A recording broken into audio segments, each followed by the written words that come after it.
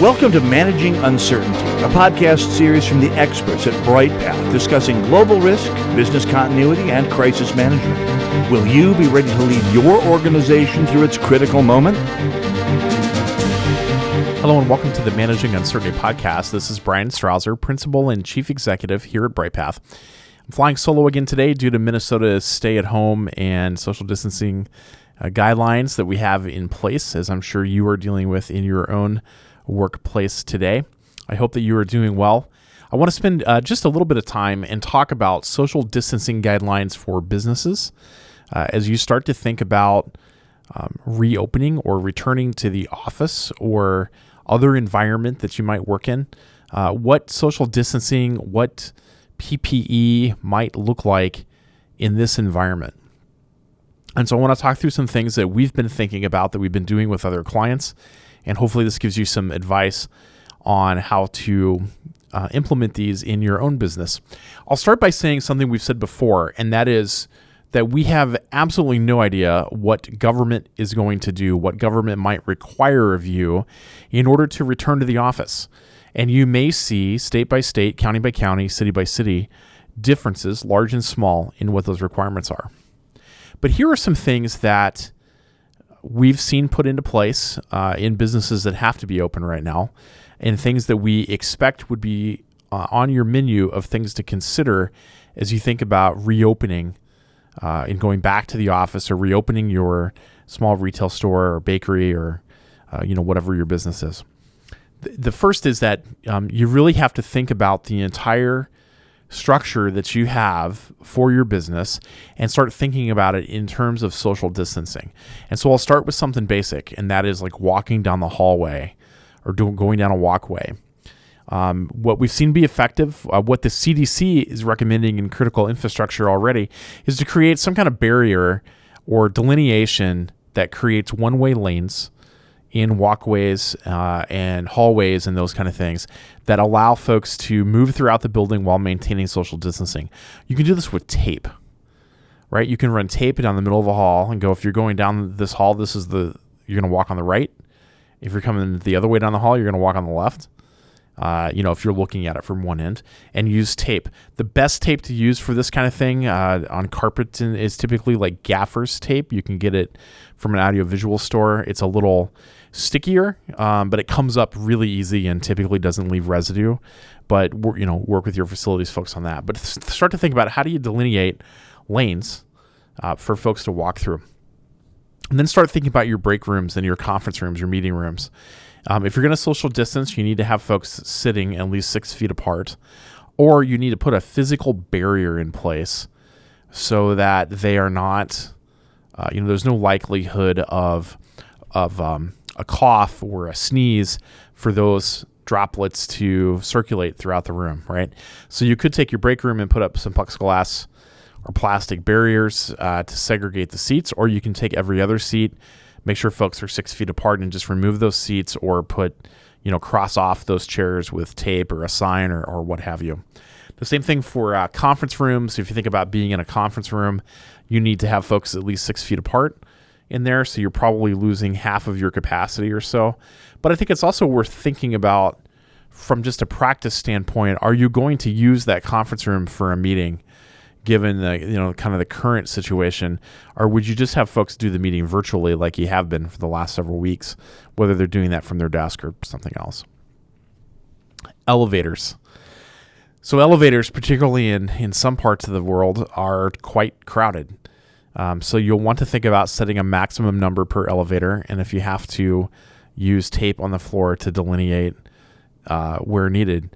I've seen crowded elevators even here in Minnesota this year, but I think about being in some other countries and the elevators really get crammed. And this is definitely a place where social distancing can become a challenge.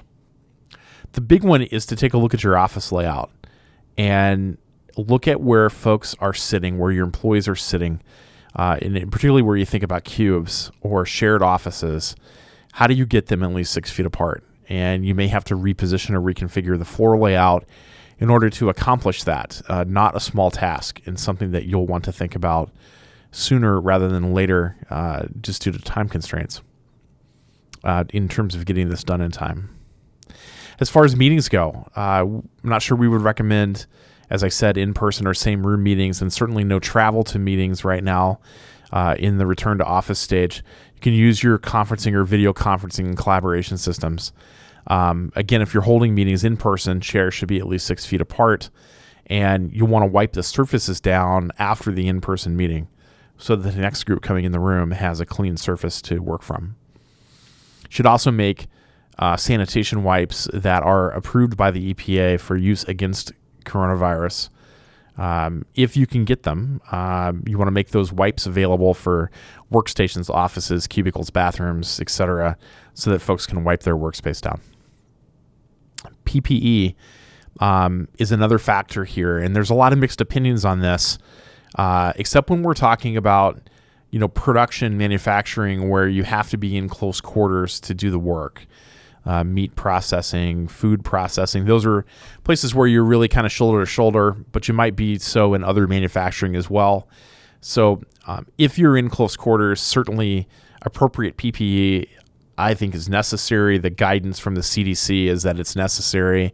Physical barriers on a food production line or any line where you have to be kind of shoulder to shoulder with each other are critical. The CDC released new interim guidance on meat processing yesterday. At the time that we're recording this on April 28th. The CDC published guidance on April 27th about the PPE and social distancing requirements in food processing. It's definitely something to look at if you're in manufacturing to get ideas about how to approach this. But in the office environment, there's a lot of mixed opinions about what to do with PPE. And certainly I think we're going to see some guidance on this from some jurisdictions, state and local, perhaps county, about wearing cloth masks, or perhaps your landlord is going to mandate that cloth masks be worn. So here you have decisions to make as a company about, will you provide cloth masks or other masks in that environment if you can obtain them? Will you allow employees to wear their own masks if they have access to them? Those are all questions to determine. And to be honest, if you're wearing a cloth mask in an office environment for 8-10 hours, that's not a very comfortable thing to do. So certainly this is one I think worth thinking through as a company on what your approach should be. As you think about promoting social distancing within your facility, consider encouraging single file movement, and certainly taping the hallways, as we talked about, is one way to do that. If you have a lot of folks in the building, having workers or supervisors that can manage and facilitate social distancing until that is a good habit within your organization is a good thing to consider. Where necessary, if you had a lot of folks in the building and they're working on a schedule, they're doing shift work, think about staggering the break times and shifts so you don't have groups of workers during the breaks in the break room or the bathroom, or staggering their arrival and departure time for the same reason.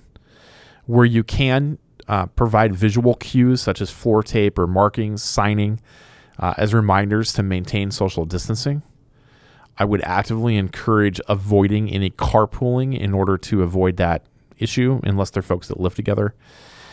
And if you're running any kind of company transit, buses, etc., shuttles, then set up those vehicles to enforce social distancing. So you've got staggered seating, staggered rows in order to do that. And that might require you to run additional shuttles, but that will let you keep the social distancing requirements in place. Another thing to consider is temperature screening for visitors and employees coming into the facility.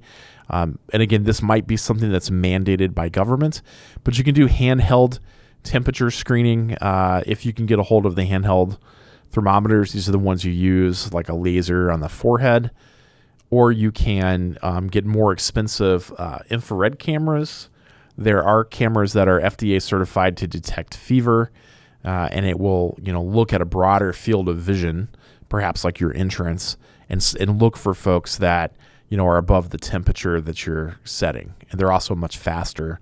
They work and detect much more quickly than the handheld thermometers. But again, these are things you should think about and consider what is really necessary for the risks that you're going to face, or what might be necessary for the for what your jurisdictional requirements are from your county, your city, or your state.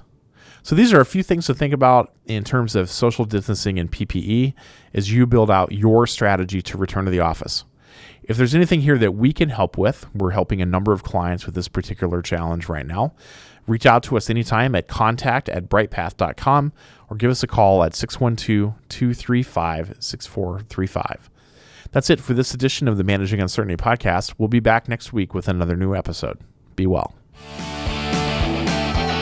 Thanks for listening to this episode of Managing Uncertainty, produced by the experts at Bryghtpath.